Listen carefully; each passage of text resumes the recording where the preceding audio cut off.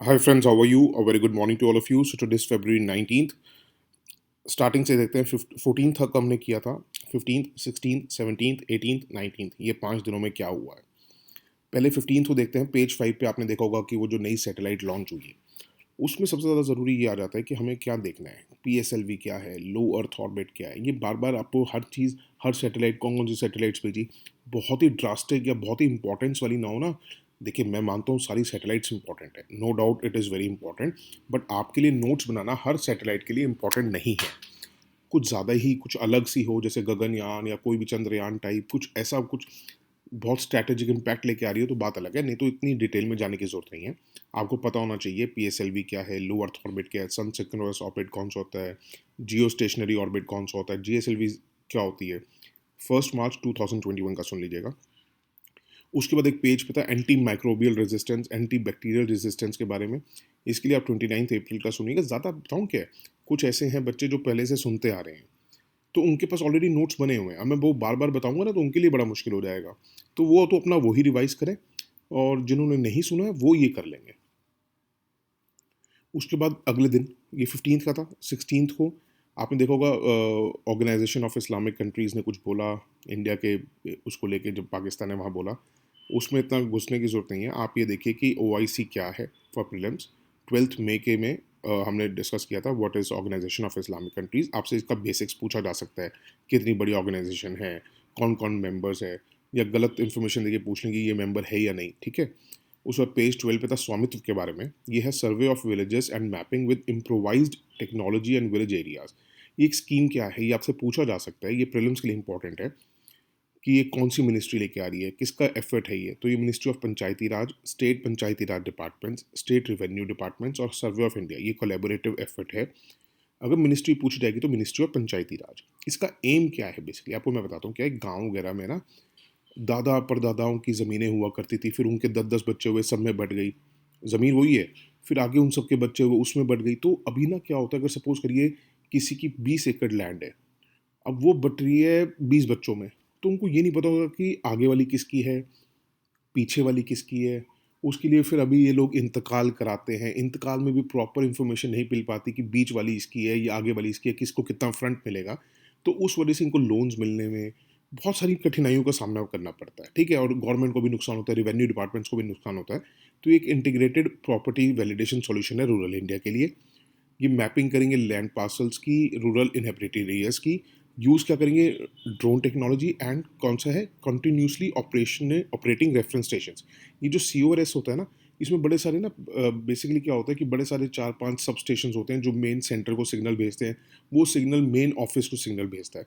तो ये एक अलग सी टेक्नोलॉजी है ये। जो साइंस बैकग्राउंड वाले हैं या जो साइंस का ऑप्शन है वो इसको ज़रूर थोड़ा डिटेल में देख लीजिएगा, ठीक है। ये जो होगा 2020 से लेके 2024 फेज वाइज मैनर में होगा। और कई स्टेट्स में ये प्रोजेक्ट शुरू भी हो चुका है, हरियाणा, कर्नाटका, कई स्टेट्स में हो चुका है। और प्लानिंग और रेवेन्यू कलेक्शन में ये हेल्प करेगा। और दूसरा क्या है, स्वामित्व प्रॉपर्टी कार्ड्स भी जनरेट किए जाएंगे फॉर ईच लैंडलॉर्ड ओनर। उससे उनको क्या हेल्प मिलेगी, उनको ये हेल्प मिलेगी, उनके पास एक ऑफिशियल डॉक्यूमेंट हो जाएगा ताकि वो एक फाइनेंशियल इंस्टीट्यूशन को दे सकें। अगर उनको लीज पे रखना है या कोई लोन चाहिए तो उसको वो यूज़ कर सकते हैं उस क्या नाम है, प्रॉपर्टी कार्ड को लेके। उसके बाद एक पेज 4 पे था नेक्स्ट डे, क्रिम्सन रोज बटरफ्लाइज के बारे में। ये बेसिकली क्या है, ये माइग्रेट करती है अलोंग द कोस्ट, इनलैंड भी करती है, और फिर क्या है, अगर कोस्ट से कर रही है तो अक्रॉस द सी भी जाती है, ठीक है। देखा होगा आपने कि इंडिया से श्रीलंका की तरफ जाती है। तो आपसे क्वेश्चंस ये प्रीलिम्स के लिए इंपॉर्टेंट है, पूछे जा सकते हैं कि भैया ये इंडिया में ही एंडेमिक टू इंडिया है क्या, या ये सिर्फ इधर ही मिलती है कि नहीं। ऐसा नहीं है, इंडिया श्रीलंका में भी मिलती है, वेस्टर्न म्यांमार में भी मिलती है, तो कुछ साउथ ईस्ट एशिया की कंट्रीज है वहाँ भी मिलती है। ये एक माइग्रेटरी स्पीशीज़ है, ठीक है। जब अपने पीक पे आती है ना, इनका जो सीज़न होता है पीक का, तो बहुत थाउजेंड्स की मात्रा में आप देखेंगे कि ये माइग्रेट करते हैं टू अदर एरियाज़। और उस एरियाज़ में जाते हुए क्या करते हैं, इनको देखो, आप भी कहीं जा रहे हैं, आपको भूख लगती है, आप गाड़ी में जा रहे हैं तो गाड़ी को भूख लगती है तेल की। वैसे अगर आप भाग रहे हैं तो आपको भी भूख लगती है, तो इन लोगों को भी भूख लगती है। तो ये क्या करते हैं कि बीचेस के आसपास जो स्मॉल पिट स्टॉप्स होते हैं ना, जहाँ पे फ्लावरिंग प्लांट्स मिल जाते हैं, तो वहाँ पे ये उनका अपना भूख मिटाती हैं बेसिकली, ठीक है। थोड़ा एक यूनिक वो है इनका ये फीचर। IUCN स्टेटस में लीस्ट कंसर्न है, but wild life protection act जो हमारा हिंदुस्तान का है उसमें शेड्यूल 1 में आते हैं ये। ये बहुत इंपॉर्टेंट है, लीगली प्रोटेक्टेड है। उस वक़्त एक कल के न्यूज़पेपर में था न्यूट्रिनोस के बारे में, जो वो तमिलनाडु थोड़ा-सा हर्ष कर रहा है कि यहाँ पे नहीं होना चाहिए, यहाँ पे होना चाहिए, तो उसके लिए आपको पता होना चाहिए न्यूट्रिनोस क्या है। न्यूट्रिनोस बेसिकली एक एलिमेंट्री पार्टिकल है, याद रखिएगा पार्टिकल है, एटम नहीं है और ये बट एटम का पार्ट भी नहीं है। जैसे प्रोटॉन, न्यूट्रॉन और इलेक्ट्रॉन्स हम कह देते हैं ना, बट न्यूट्रिनो भी पार्टिकल है, बहुत सब पार्टिकल छोटा-सा ही पार्टिकल है, बट पार्ट नहीं है ये एटम का, ये याद रखिएगा। और ये बहुत मात्रा में हमारी नेचर में पाए जाते हैं, ठीक है? इसका बहुत मास जो है ना टाइनी होता है, इसका कोई चार्ज नहीं है याद रखिएगा, मतलब पॉजिटिव और नेगेटिव ऐसा कोई चार्ज नहीं है, मैग्नेटिक चार्ज नहीं है। ये बहुत वीकली इंटरैक्ट करता है। कभी भी अगर आपको समझना है न्यूट्रिनोस क्या होता है, कभी बीच में शीशा रखिएगा या शीशा ना भी रखिए, धूप आ रही होगी ना, उसकी रेज़ आ रही होंगी, उसको ध्यान से देखिएगा, बहुत सारे आपको छोटे-छोटे पार्टिकल्स दिखेंगे, दैट इज़ न्यूट्रिनोस। हमारे ऊपर से कब से गुज़र रहे हैं, कितने ट्रिलियंस गुज़र जाते हैं, हमें पता भी नहीं चलता। हमारी बॉडीज़ को नोटिस भी नहीं होती है।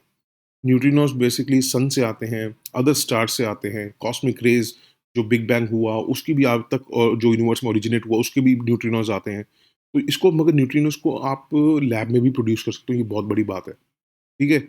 और ये जो डिटेक्ट हुआ था फर्स्ट टाइम 1959 में हुआ था और न्यूट्रिनोस जो हैं आपसे पूछा जा सकता है ये मोस्ट अबंडेंट पार्टिकल है। मतलब वर्ल्ड के मतलब हमारे वर्ल्ड के लिए या अर्थ के लिए वर्ल्ड के मोस्ट है, नहीं सेकंड मोस्ट है, फर्स्ट है फोटॉन्स, ठीक है? जिसको लाइट पार्टिकल्स भी कहा जाता है। अब उसमें क्या आता है हमारे इम्पोर्टेंट कि आईएनओ क्या है, इंडिया न्यूट्रिनो ऑब्जर्वेटरी। ये एक मल्टी इंस्टीट्यूशनल एफर्ट है। ये बेसिकली पहली बात तो याद रखिएगा जो सन से जो न्यूट्रिनोज आ रहे हैं ना उसी को ऑब्जर्व कर रही है, उसी के ऊपर स्टडी करेगी, लैब में प्रोड्यूस वाले को स्टडी नहीं करेगी। तो ये एक अंडरग्राउंड लेबोरेटरी है और इसके ऊपर जो रॉक का कवर दिया गया है वो 1200 मीटर 1.2 किलोमीटर, बहुत बड़ी बात है। मतलब आप 1.2 किलोमीटर अंदर जा रहे हो धरती के या धरती के ऊपर एक वो बना रहे हो, बहुत बड़ी बात है ये, ठीक है? तो इसके ऊपर चाहे हाई एनर्जी इसके जो यूजेस हैं या न्यूक्लियर फिजिक्स रिसर्च भी हेल्प करेगी।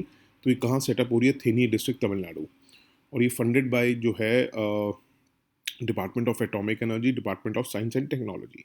ऑब्जेक्टिव क्या है इसका कि ये न्यूट्रिनोस को ऑब्जर्व करेगी, एंटी न्यूट्रिनोस को भी ऑब्जर्व करेगी जो हमारे एटमॉस्फेयर में प्रोड्यूस होते हैं अर्थ की, ठीक है? कोई लैब की नहीं है, ये याद रखेगा। आज का न्यूज़पेपर देखते हैं, आज क्या है 19th को।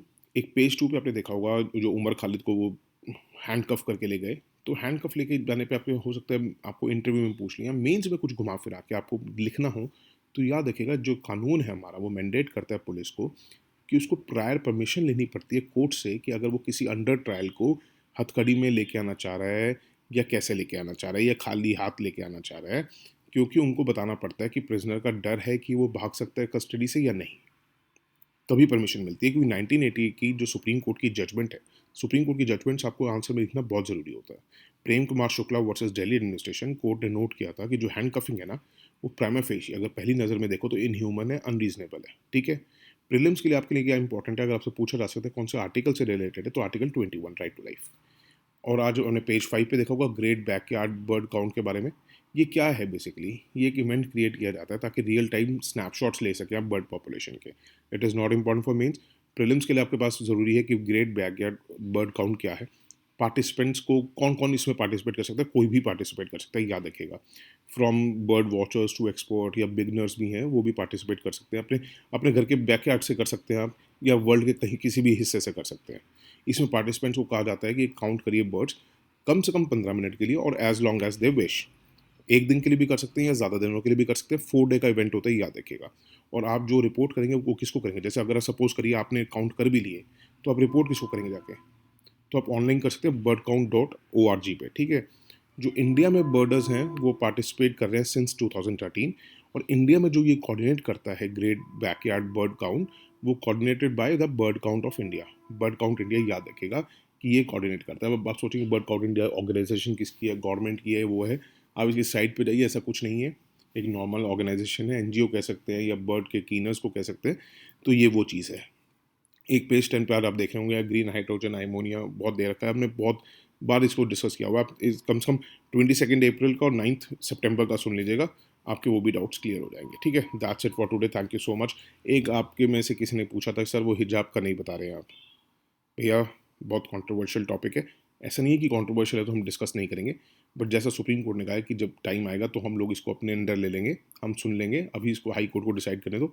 वैसे ही है कि अभी आप थोड़ा सा इसको आप पढ़ते रहिए, आप भी थोड़ा थोड़ा नोट्स बनाते रहिए। कुछ ऐसा आएगा, कुछ ज़रूरी होगा तो विल डू इट।